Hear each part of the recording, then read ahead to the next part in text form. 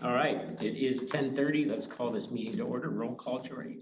Walker, Here. Bentley, Here. Byram, Here. Selden. Here. All right, you have the minutes from the May 8th meeting. Only Ted was here. I have no Okay. changes. Okay, they are approved as submitted. Thank you. Deborah asked to be moved up in the agenda item, so yes, would you like to go now? Yes, sure, Okay. thank you. All right. So we're going to review the planning committee charter and a very truncated or in brief parliamentary procedures to help you move along in your committee business. So without further ado, the planning committee charter has purpose and responsibilities, and the planning committee acts in an advisory capacity to the Roxborough Walnut Creek Board of Directors. Its role is to seek and identify opportunities, goals, and potential new or enhanced programs aligned with RWC's mission, visions, and values. It also explores matters referred by the board and deemed appropriate for review and recommendation. Recommend matters to the board that are sufficiently developed for action, not just conceptual, based on present and future community needs, feasible given available resources, balanced against competing priorities and potential community impact, and do not retain responsibility for implementation once approved by the board. So the importance of following the charter for meetings is that it really serves as a foundational document outlining the purpose, scope, authority, and procedures. These are in compliance with legal standards with the Brown Act and Corporations Code. Benefits of adhering to the charter: it really is maintaining the consistency and compliance that ensures all of these committee activities align with these established regulations, promotes transparency and accountability, facilitates orderly and efficient meetings, and enhances stakeholder trust and participation.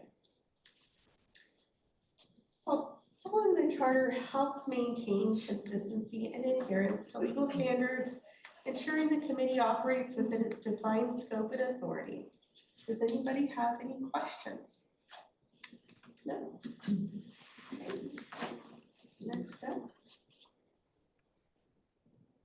To the parliamentarian.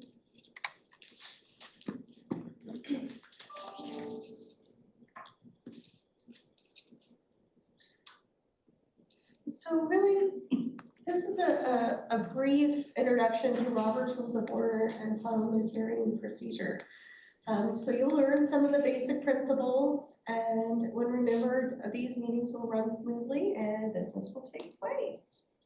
So why do we use parliamentarian procedure? So it's required by the RWC bylaws to facilitate the transaction of business, to promote cooperation and harmony, to ensure that all members have equal rights, privileges, and obligations, ensures the majority has the right to decide, but the minority has rights which might be protected as well.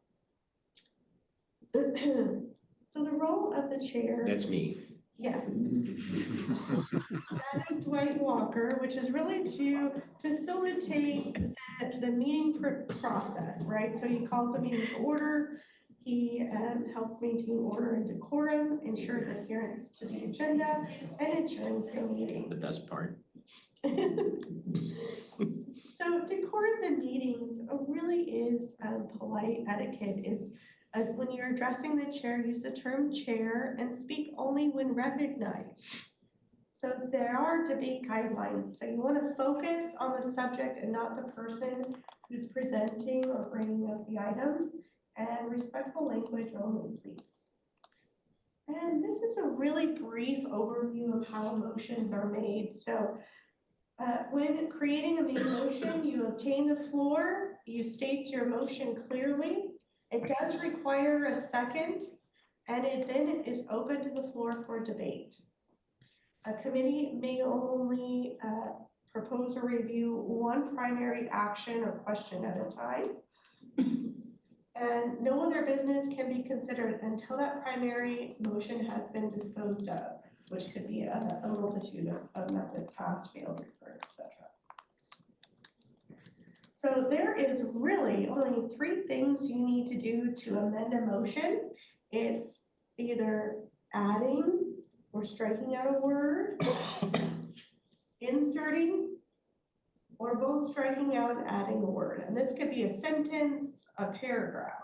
There's only three things. It must be related or germane to original motion. As I said to a previous committee, if you are voting on hot chocolate for a budget amount of $500,000 and someone says, I would like to amend this motion to spend $500,000 on oak trees. That's, as you can see, is not germane. It should be disposed of and failed, and a new motion should be created. So that's really how you amend a motion. Also, there are just a few common mistakes I like to bring up now and again, that when using so moved to make a motion, and I know staff or maybe the chair has a really clever motion and the language seems suitable and perfect, and you can't just say so moved. The secretary and kind of bringing that full to restate it fully and clearly helps it for the recording secretary. Now, we're not going to disregard the so moved. We will move on with business, but it's really helpful if you're making a motion on that. Using old business on the agenda instead of unfinished business, that's just a term that some individuals use. And this is a typical meeting agenda, which you'll see on all of the RWC meeting packets. There's a formality that follows Robert's Rules of Order. It's calling the meeting to order. It's approving of the minutes of the previous meeting, members forum, reports from officers, unfinished business, new business, and adjournment to ensure compliance with RWC policies, legal standards, and to maintain transparency. It is essential that committee agendas are published for public review and that all meeting agenda items are included in advance. The following outlines the reasons based on RWC policies, the Corporations Code, the Brown Act, Robert's Rules of Order, and our bylaws.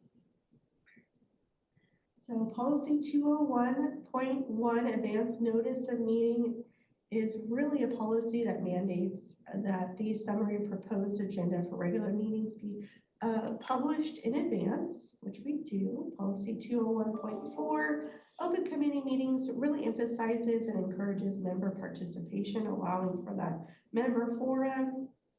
And then the Corporations Code and the Brown Act really does provide a mandate, an advance notice of meetings and agendas. And that's really to help both not only the committee itself, but the public understand what's to be discussed and whether or not they want to attend for member forum.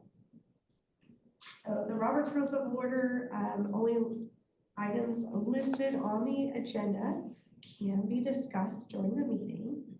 So while you're going through your agenda line items, you really cannot defer or what is the term I'm looking for? Go off the agenda. So this opportunity is to really give the public and the committee an opportunity to have all the information beforehand. You can certainly add items for a future agenda, and then our bylaws require that those agenda items be publicly listed as well. So strict adherence to the agenda. Items not on the agenda cannot be discussed.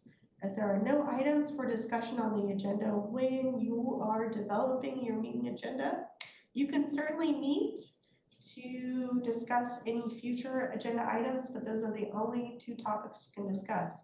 The next future items and then adjournment. Or you cancel the meeting. There's no items for discussion. Any questions? Thank you, All right, Deborah. that concludes my presentation. Thank you so much. Appreciate it. So now we have election of vice chair. This is a hotly contested position. Are there any nominations? I would like to nominate Janet Selden as vice chair. Would you be willing to serve, Janet? Yes, I would. Will you take the oath of office seriously? Yes, I will. Are there any other nominations? Seeing none? Oh, do we have to have a vote? Vote, please. Someone wants to second. I need a second. I'll second. Oh, Okay, thank you. perfect. I'll do roll An call. experienced chairperson back there. Okay, All right, Walker, yes. Bentley, Yes. Byram, Adrian, hello? He's frozen, maybe? We're voting. muted. You're muted, maybe? Oh, no. Raise your hand Raise if your it's a hand, yes. maybe. Oh, there we go. All right, and Selden. Yes. Okay, approved. All right, now, members forum, Jordan. We don't have any speakers today. No speakers on Zoom and nobody No. in the room. Okay, thank you very much. Chair's report, just a couple comments. You know, the planning committee has really some high profile and important projects underway that we'll be tackling for the upcoming year. So thanks for coming along for the ride.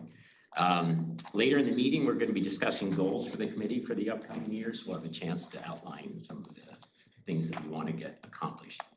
One other thing, we're going to move agenda item 9C to be addressed along with 8A, because they're both the food and beverage project. So with that, Ann Matola, you want to give us a capital project update? Absolutely. So I think this document is familiar to everyone. So this is a summary of the projects that were prioritized this year by the board. And what I'll do is go through them all and give you updates on, like, if there's been no activity on it, or just go through it. That explanation was for the new folks. Okay. So again, the top three, those ongoing projects, we haven't really started on any of those with the pavement, the building finishings, or the roof replacement. And just to remind people about the building finishings, there's what we identified was flooring projects at Creekside, and actually some of it was event center to repair something that was damaged by a small fire. But there's been no movement on any of those. For the pickleball courts, so concurrent with the actual bid that will close a week from today for the pickleball court facility, we also have the irrigation line for the golf course that needs to be relocated, and we worked with the designer. We had to make a small change to the initial design presentation that they made to us, so it would work basically with the new facility design. And so we expect that we'll get that design hopefully within 2 weeks. Ted has a question. Is the design gonna go out into the golf course any more than the last one was? Is that where the design change was done? Okay. The way they're, what we wanted to do was avoid a bioswale, essentially, because that becomes a whole permitted process and whatnot. Avoid what? A bioswale? It's a collection Like a pit where they retention collect basin, water. collects water. And so there's a way that we can reconfigure it where we don't have to address that, because that would be a whole different environmental and city permitting process. So there's a way to reroute it. So they're making those modifications for us so we can bid that. For the MOD replacement, which is really looking at the financial analysis of several options. Do you want to mention anything about that? No, it's just still in progress. Okay. Food and beverage, we're going to be talking about that plenty. Essentially, we're in the second phase. Hopefully, we'll be releasing an RFP soon. We'll talk about that in a second. So for the then for the remaining projects, what I do want to say about the golf course liner and the bridges, we are in the middle of transferring the project lead on that. So Fred Ponce will be retiring his services from Rossmore at the end of this month, once we get the bid together for pickleball. And so we're working with Martine. They're kind of at a point where we can manage them more in-house, and so that transfer is gonna happen next week. So we'll have more to report on that probably next month. For the golf course pump replacement, the filtration system was finally received by the vendor, so I expect there'll be activity on that, again, within the next month.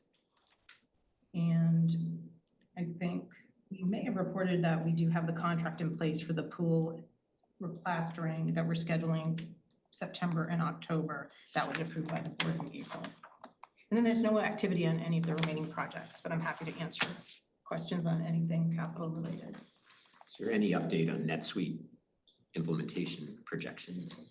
I do not have a financial projection on that, but I don't know if Jeff does. Yeah, I think you have to. I have a question on the Gulf Bridge and the Lake Liner. How accurate are these numbers that we have here? So the numbers that are accurate in this year really are for the scoping plan. Yeah. They get us documents that we can bid, so we know for next year's planning what the actual cost is and how to program those. Okay, and so when will we have some insight into that number, into those numbers? We really start talking about capital more about October. So we're hoping that by the time we start that process or within October, November, we'll have more realistic numbers. Okay, great, thank you. And by the way, solar is charged and yeah. operating? Is that- Yes, yeah, so we're generating power here in the parking lot at Gateway. Good. I was pointing the wrong way. It says phase, oh, go ahead. Yeah. Oh, my question, and I don't know if you know, what is this project they've been doing on Golden Rain Road for the last over a week, where they're digging holes all over the place? Up by Like, what's Hillside. going on there? Yeah. It's on trust property. Believe that is a PG&E project that they're doing some upgrades because they've given us notices of power shutdown and so forth. So it's really controlled by PG&E. So it has to do with electricity? So their PG&E's systems are underground and they're doing rather extensive upgrades throughout. So good news, all the long-term, short-term disruption. Okay, I was just wondering, because it's a big project, whatever they're doing. Okay, and any other questions on capital Just, projects? just Okay. on, when we say phase 3, was Gateway phase 3 or phase 2? I think phase 3 is gonna I include thought the phase 3 pickleball. was up there. The pickle. Technically, this would be phase 2 and pickleball would be phase 3. Okay, so when you were talking about the solar though, and it says phase 2 and it says 3 and it says complete on it, that's why it threw me off. I thought, wait I a second. apologize. So the gateway part is complete. But Okay. we're not done with solar yet. I know, We still gotta put solar's something goal on, is, yeah, we have on another pickleball. project to do. I get it. I just saw phase 3 and I thought that. I'll add a descriptor here because some of it's lost in Yeah. translating the two documents. Okay, any other questions on capital projects? Let's move on to unfinished or old business. We're supposed to call it old? I don't know, in Rossmore, that doesn't seem No, appropriate. it doesn't seem, it just doesn't seem right. Synergy update, Ann Matola. Yes. So we're gonna combine both the recap of the first phase with the request for releasing an RFP, which was the agenda item moved up. And so attached to this agenda is the final comprehensive report from Synergy. All 159 Yeah, pages. yeah, and what was really great, they gave us data, they gave us a lot of information from the community engagement and whatever. But what I want to do is just again review like what the objectives were of the project and essentially how this project got us to the RFP. So essentially, when we launched this, what we really wanted to do was to figure out, so it says determine the feasibility. You know, there was a desire to expand food service, but we wanted to make sure that this really worked. And if you look at it, it's the next two things. We really needed to figure out, well, it's this visionary goal, but is it addressing a community need? And then what is that need? What does that look like? And then is there really a successful business model that could support that then we could then shop out, do an RFP to find an operating partner. So those were the objectives of the project. Determine the feasibility of doing this, make sure that we're addressing the resident needs, and then making sure that it works for a potential operator. Oops. I'm gonna do it this way. I don't like advancing these here. PowerPoint. So like why, so yes, What is FNB? food and beverage. Sorry about Thank that. you. Sorry about that. Just checking. So why is it important to do projects like this instead of just launching? So what this group did, and I think did like really well, is like they really wanted to make sure that whatever they were trying to design, it was like resident focus and really meeting not only like this future visionary like need of the community, but like what's needed now. And also then you see the next arrow going to determine the viability with a limited resident guest customer base. We're kind of unique, you know, we have 10,000 residents and we have a gate. So really it had to be figuring out, well, what is it that this community requires in the present and in the future? And with this kind of a fixed number of a population, then you go into, okay, let's look at the facilities that we have to do this. And then assessing the cost of operation, the financials to serve this, and will it all work? So we really needed to bring in this group to come in and guide us through this to make sure that we were actually visioning something that could be implemented and could attract a partner. So that's why this project was really important to proceed with. So the process was the research and needs analysis. And so there was an extensive survey. There were individual stakeholder interviews, group interviews, town hall meetings. So we went through that. We established the food and beverage parameters. And so part of that was based really on the initial surveys and whatnot. They wanted to create, well, it seems like they want these, and they call them day part drivers. And essentially, it's almost what it sounds like. So right now we kind of have a lunch and dinner program, but there was the desire for breakfast. There was the desire for grab and go, snack, and maybe even some things that are a bit more portable and catering. And so they really need to figure out what those parameters were. When they met with the small groups, they really validated a lot of that to make sure that this was, you know, something that is all moving in the right direction. Then of course they looked at our facility where we can actually place the business that's going to deliver these services. And then part of what they were going to do is, you know, they gave us some kind of high level concept plans of what it could look like in the future. And so that's kind of where we are now. So a lot of the kind of the business, the sustainable business plan was so they could kind of articulate, this is the business opportunity that presents itself. This is what we project the yield to be essentially. So they could use all of this really important information for a prospective partner to put into an RFP. So we could solicit interest and proposals from different potential operating partners. And also part of what they needed to do also in the second part is to help us develop a lease that would allow both short-term and interim solutions. So that kind of brings us to the RFP. So also under item 9C is the recommended issuance of the RFP for operation management of the Creekside Restaurant site. So that is the short-term solution. So what the RFP proposes to do is to reach out to an operating partner, say, we want you to come in. They get the whole 100, how many pages of the report to understand what the desire is of the community, because that's going to set them up for success. If they know what the community is going to support, they should be designing their business around that essentially. But really this immediate RFP is for operation of the Creekside Restaurant space. And the way the RFP is structured, it's letting them know this is the cost per square foot for this opportunity, but they also need to give us kind of a capital plan for potential renovation that based on what we know the yield of the lease could be or will be. When we get to contract phase, then we could talk about like negotiating or even get them under contract just for Creekside and then talk about that under a separate type of an agreement.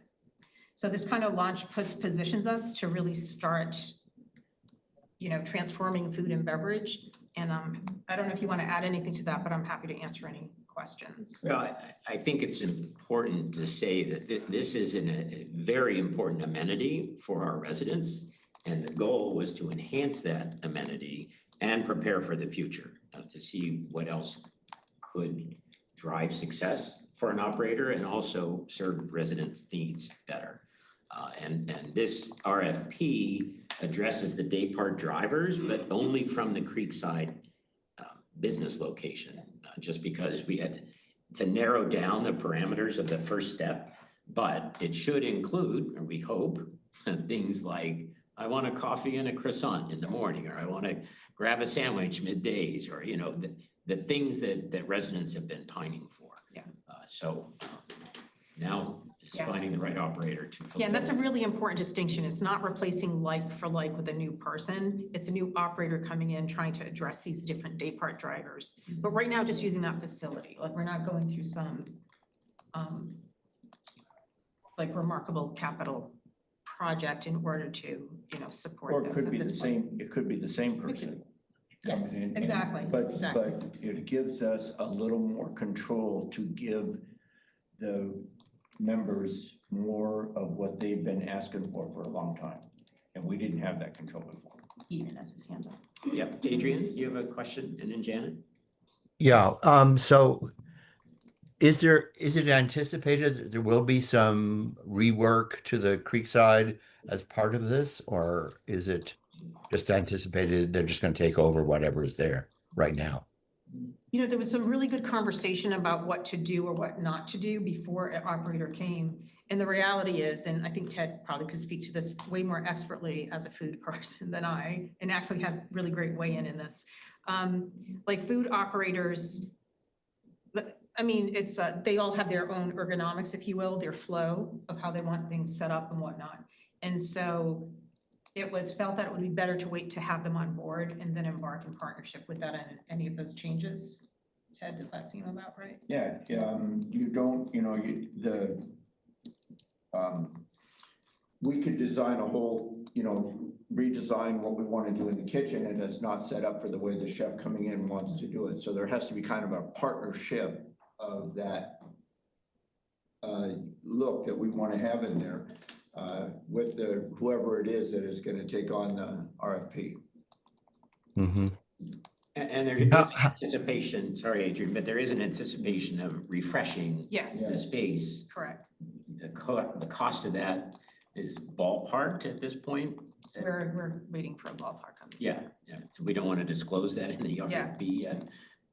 But yes, so having a new operator or Stan, Right. Stan is For the potentially existing. bidding, Mhm. we'll have a fresh place to work in. The operation has been running the way it looks for 12 years. Since 2010.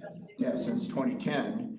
And so during the course of that time, there's been some things added and stuff that might not be, it's kind of a mix of what they have and what we have, and so we got to figure out all of that and figure out what is going to be an item that might have to be replaced to make it look right, and who will be the owner of that. An example would be like the tables. The tables are mismatched inside, some of the chairs are mismatched, so we might want to say, we will take ownership of that and we will control a little bit of the way that that's gonna look, so that it's more inviting. So that's kind of the unknown piece of it that it'll come down. So as far as, yes, there will be a dollar amount, we're not there yet to figure out what that'll be. Yeah. Well, will there be some provision in the agreement eventually reached that what happens if they don't follow through? They just do Creekside and then don't really expand it beyond that. I think that's why this is a unique, so basically we reserve the right to expand food service. So there is a unique, so this is a unique agreement. The intention is that through the way we're asking for proposals and their vision for capital and whatnot, we're evaluating their desire to kind of grow with us. Should that not Mhm. happen, we could still do that with a second operator. The easiest way to explain it maybe is that what we had was a lease agreement for a space, but we had no controls over how that space was to be used. Think of a contractor up in the top of RPM, and they have a certain amount of area, and then they move in a cargo container and they put a bunch of trucks piled on the side, but they're in their area, and this is what we lease, is their spot. They can do what they want there. So we never had any parameters around that. What this is a standard restaurant RFP that gives us some controls about what we want to have for our members, which we don't have now. Okay. Essentially, the way it's written right now, the restaurant could be opened up 3 days a week for dinner, and we have no say-so, and close the rest of the time, if they wanted to. Or they Yeah. could be open up all day, every day, but we don't have any controls of what's going on, and this gives us controls. And I think that's the biggest change in the agreement. Well, and we should state the RFP calls for 7 days a week, 7 to 9. 7 a.m. to 9 p.m. Yep. Janet, you had a question? Yeah, do you anticipate that the facility will have to be shut down for any period of time? While, Well, that's another reason why we didn't want to do anything and then have to do something again. I mean, what we're trying to do is to say, let's get the person in, let's get the operator in, let's get the feet under them, whatever. Because you could always figure out and schedule the ways to have minimal impact, whether it's phased, whether it's all at once, but there will have to be some type of a shutdown, and then, we'd have to look at having some type of creative temporary thing. Maybe you could address the timeline that is anticipated. RFP goes out. Yeah, so we're trying to get the RFP out, July 1, have responses back by the middle of August 15th, so we can then work and get somebody under contract. So hopefully they're here like the last quarter, if you will. And it should give them, and that's kind of a busy time, right? So we want them to come in here, kind of get a taste of the community if it's a new operator. And then things do kind of wane a bit, like at the beginning of the year. So the idea was if we were to come up with a plan by then, that might be a good time to shut down for kind of a refresh. Any major renovation is going to be some type of disruption of partial. You can do it with partial service, not full service.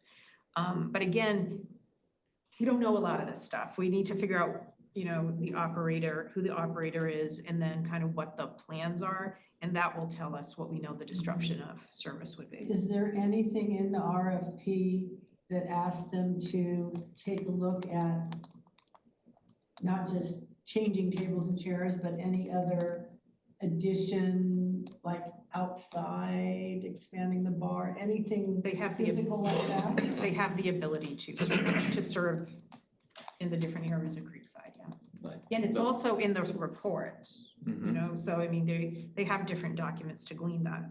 But we're not looking to move walls and Correct. things at this point in time. That's the next phase. Susan has a I question. think I can ask a question, just a question, tell me if it's too far. I was taken when we had the food town hall about the definite need here for an industrial kitchen, which I think we really don't have, so that's a future thing, or how is that being addressed, that concept of the need for an industrial kitchen? Good question. So that is something, so this is like whack-a-mole, right? So like there are different projects that impact this project. In the report, you'll see this concept plan for this, and it's like an industrial, like a production kitchen. And it's a rather interesting format where there could also be this fast casual, different concept than what the Creekside site is. To get there, we would need to either vacate space or build new space. Until we know what's really gonna happen with the MOD location, there may be more, it'd be great to repurpose space versus rebuild. And so we kind of need to see where these other plans lay out before we wanna move forward. Right, Okay. but yeah, so, and that's why to have the expectation for an operator to come in and provide more would be unrealistic and set them up for failure because they don't quite have the facilities to do that. But the RFP does provide some vision for that in the Yes. future. It also felt that we need to get the operator in, operating and pleasing residents. Yeah. And then, you know, it could be 2 years down the road when it's time to go into that phase 2. And to Janet's point about when she made the comment about would there be shutdown time? Notoriously across the board, January, February, March is the deadest time for any restaurant to be in. It's also the time when they get hit with all the bills, taxes and everything else. So it's kind of a double whammy. You don't have any business coming in and you get hit with every one of your bills at that time. So it's not a bad time to have to take this project on right after the turn of the year, because that's not a good time for restaurants. You fight for those 3 months and then you wait 4 more months to make your money back and try to do business. So this is not a bad time for. We don't want this. We want to minimize disruption. Yes, and that would be the perfect timing for this.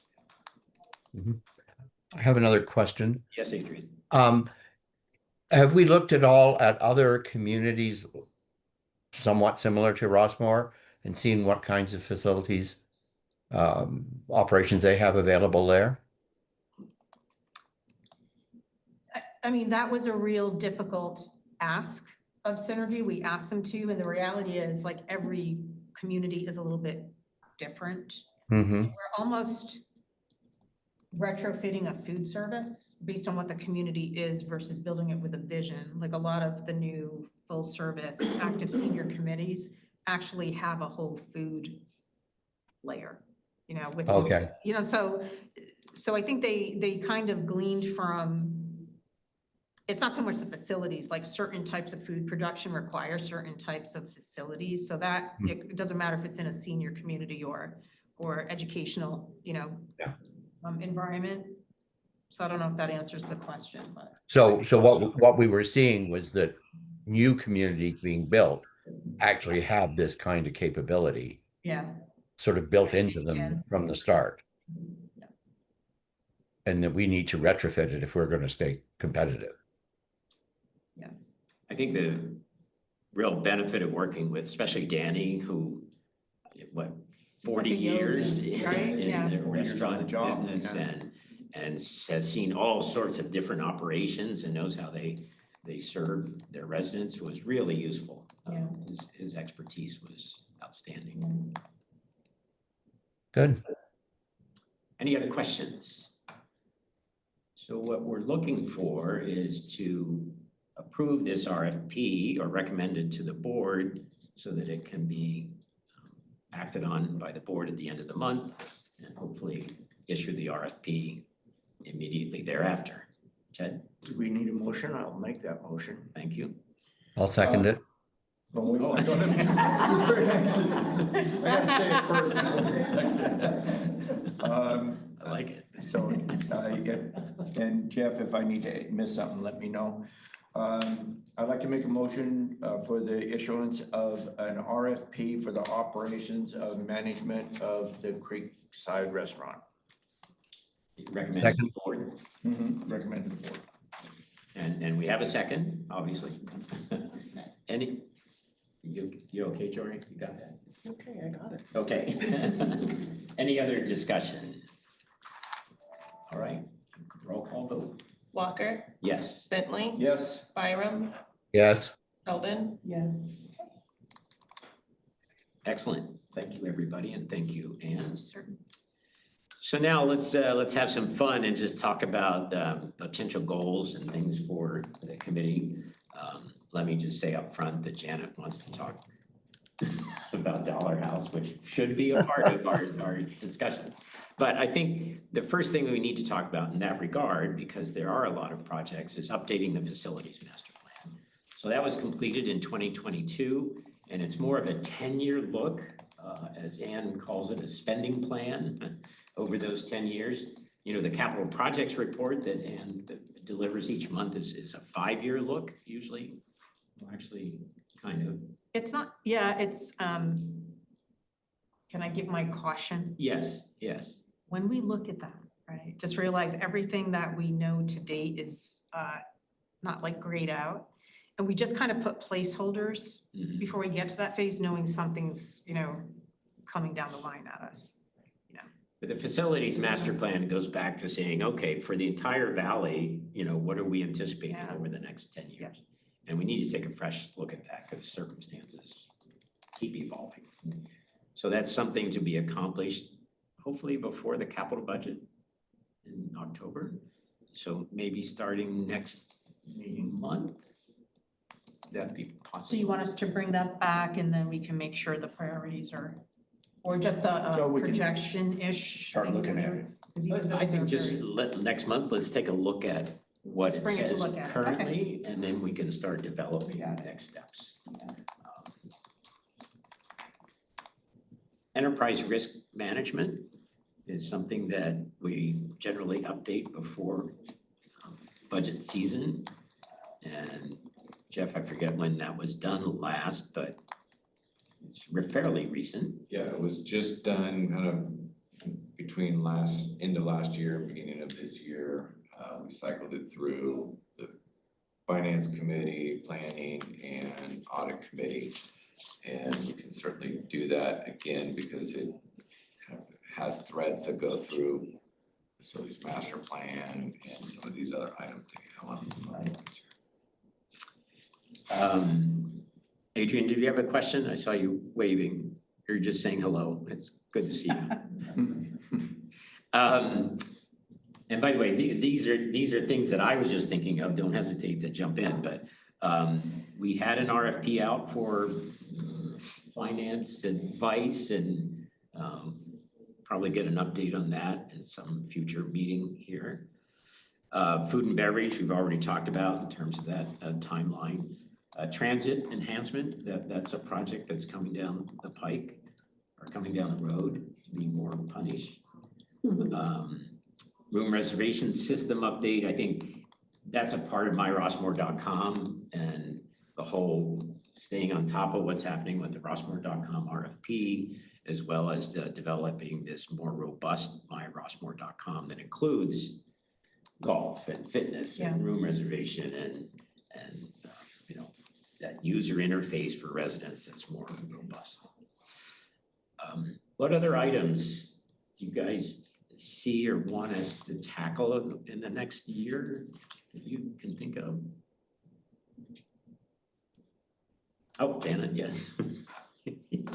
So I don't know how to start looking at what we can do with the Stanley Dollar Clubhouse as far as upgrading, renovating, cleaning, refreshing, things that we could do maybe through maintenance, operating budget versus capital. I don't know how to start, but I want to start because it is in dire need of a lot of repair.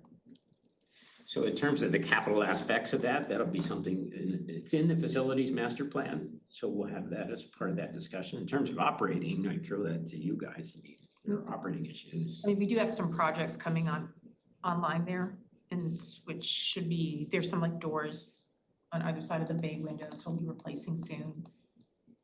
And we're gonna be doing a refresh of all the gazebos, which takes a little bit of coordinating, hopefully with a talented woodshop person, since they did a lot of the scroll work that's there. So I'm meeting with the woodshop folks today about that. Oh, that's cool. So we do have the Dollar Clubhouse landscaping on our capital budget list, and it's a priority 4.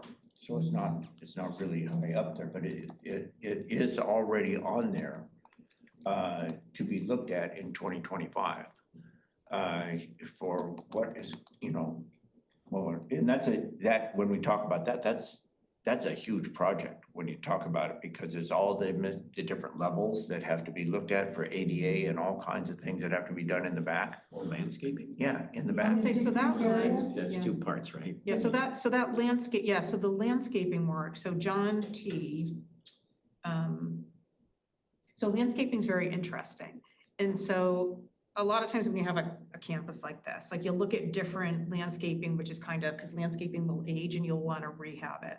So he wanted to try to see if he could do that a little at a time, like at Dollar. So that's so part of it. And I don't know which area it was. I think he would probably be able to give us a plan on what that was. There's But being- landscaping is interesting because a little goes a long way. There's an area being worked just on the outside of that, next to the pool and also onto the Dollar area right now that is looking very, very nice that he's doing work on. Janet, I think that everybody would agree the Dollar House needs a lot. And I mean, there's seismic work that needs to be done. There's ADA work that needs to be done. And so, yes, it's on the list, but I think we need to look at it in terms of the bigger context of the facility. And I would say it's important to look at it in the context of facility master plan and as capital, because you can spend a lot of money on not all, I mean, there are certain cosmetic things absolutely we can address, but certain thing it may look little, but it actually needs a more substantial capital expenditure behind it to really get the results you want. Like, for instance, redoing the bathrooms, which are in That would be horrible capital. condition. That would be considered capital. Yes. Do we have a comprehensive list of these kinds of needs for all of our buildings? That's, in essence, what the facilities master plan did. Yeah, that's what I was thinking. We do have a pretty comprehensive list of projects and that's what you'll see more or less in our capital plan where we do, it's about almost $2 million a year in those types of projects. Whether it's the skylight at the fitness center or whether it's stuff at Dollar or at Hillside, we have a number of those types of things that we do on an annual basis and project it out that we usually accomplish. So it's pretty comprehensive, but we try and also maintain and evaluate, and as things come up, we address those as well. Yeah, well, I was just trying to think, as Janet is sort of seeing Dollar as being in need of substantial help. But how do we compare that with what, say, Hillside needs, et cetera, et cetera? How do we go about making that decision in a rational way? That's what I'm trying to ask about. Well, that's hopefully what the facilities master plan update will help us with that, because that's what was done 3 years ago. Some of it is purely priorities of where you want to spend your resources. We looked at a comprehensive remodel of Hillside, and we have some plans for that. Of course, they would be completely updated once you actually get into a project. Likewise, we've done the same with Dollar Clubhouse, what a full-blown renovation would look like. We've done accessibility studies of Dollar. We've done a variety of things. What the problem has been, or the challenge, I guess, is we've deferred a lot of the ongoing kind of projects, whether it is updating the restrooms or the back patio or other things, because there's always been this looming, why should we do that if we're going to do a comprehensive update or remodel? All of that is kind of keeps getting delayed. So the question really is, should we spend more time on rehabs and push off the big remodel? Those are all policy kind of questions. Yeah. So I know I asked you, Ann, and you told me that the clubhouse at Stanley Dollar is one of the most used facilities in all of Rossmore. And to me, that should make it a priority. And if it was renovated, if we had new bathrooms or, the trellises are beautiful, I feel like there would be more potential that people would rent it for special events because it would be so beautiful. And right now you walk in and it smells musty and the bathrooms are peeling and the toilets are hard to access. So I feel like, I'm not sure why it keeps pushing down on the priority list, but I would like to see it higher on the priority list. So you will have plenty of opportunities as I unplug the room to look at priorities with all of us in the context of the whole valley. And I think it's really important that we do that. But know that the Dollar House needs work. There's no question about that. The other thing, excuse me, Susan, one more thing I want to mention, and I'm surprised Adrian didn't bring it up, but resources that are available are a question mark. And, you know, funding all of these projects, you know, there are a lot of macroeconomic things happening right now. We don't know what the real estate market is doing to us in terms of member transfer fee generation for the rest of this year and into the future. So that is something we have to work hand in hand with the finance committee, that, you know, we don't always have money to spend. So, yeah. Susan. So my question was along those lines, and I don't know if this is true or not, has there ever been a capital campaign here for a project using private funds to at least support part of the project? I'm not aware of it. Ping pong, wasn't ping pong the club? No. Table tennis. No. I heard that rumor. No, and that, I mean, that's really, really difficult to do. One, we're not a 501c anything, so it's not a tax write-off. Grant funding, it would be extremely limited, and then private, you know, donations. There's been discussions about naming rights inside a private community, what the value of putting a name on something would be really limited in terms of what the value would be, and then you're stuck with the, you know, Chevron Center. But there could be a foundation created separately, right? There could be. You know, much like the Rossmore Fund or the Rossmore Scholarship Foundation that might undertake something like that. But that would be a resident-focused campaign. All right, any other comments, goals, discussion? Ted? Should we have something in there where we, since we're looking at all these other expenditures out there, should we think about the MTF? And is it start here in the planning and push up to bring it to focus at finance, or is it just done at finance? I don't know if that is just a finance thing, or should we look at it and say, look, we're gonna wait 20 years to get what we want to get to. Do we think we should have a serious look at the MTF to maybe get there in 12 or 15 years? So in my opinion, and this is only my opinion, our job is to dream and to think about all these things that are needed. It's the finance committee's responsibility to fund it. Okay. And to tell us, hey, we're dreamers are crazy, but no, Well- that's not our purview. That's somewhat Yeah. how the facilities master plan was evolved the first go around, is planning, looked at the whole breadth of projects, prioritized, looked at the timing, then the 10-year window, if you accomplished everything that was on kind of the list, was, I forget how many millions of dollars.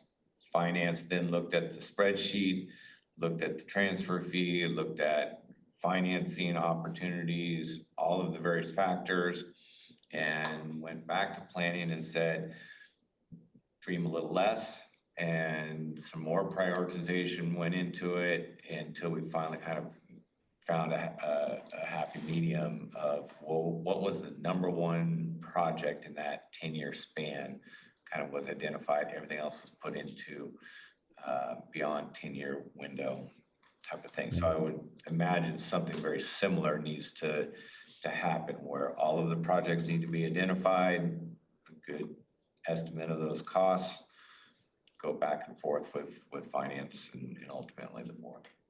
Yeah. Did you have a comment? Yeah. And I mean, part of it is, I think, if there's real value that we can see where it would really add to the value, you know, significantly add to the value of buying at Rossmore, then you could justify a greater increase in the MTF.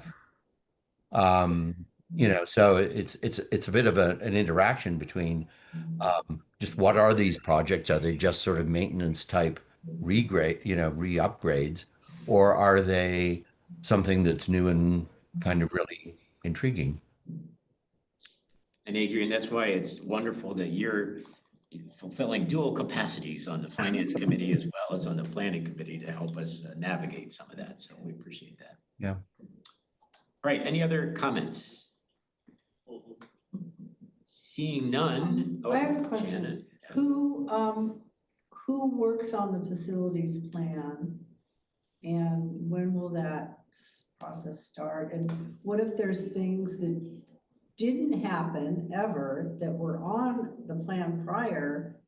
Can they be moved down and other things move up? I mean, just because something was already on there, I know there's things that haven't happened yet from what you're reporting today. So that's where you come in. That's where this committee operates. So the staff will bring the facilities master plan in as it currently exists. You're just the messengers and purveyors of information. Right, Yeah. and there may be new things that are popping up on that weren't there before, but then it's up to this committee to prioritize those items along with the board, and then finance committee, all of that. So it's an iterative process that will take a couple of months to work our way through. It's meant to be a dynamic document, not a static one. So it definitely will change, evolve, and new things will come up, things will drop off. Funding models will be updated, so it's good to update it. Okay, any other questions? If not, we are adjourned. Thank you very much. Thank you.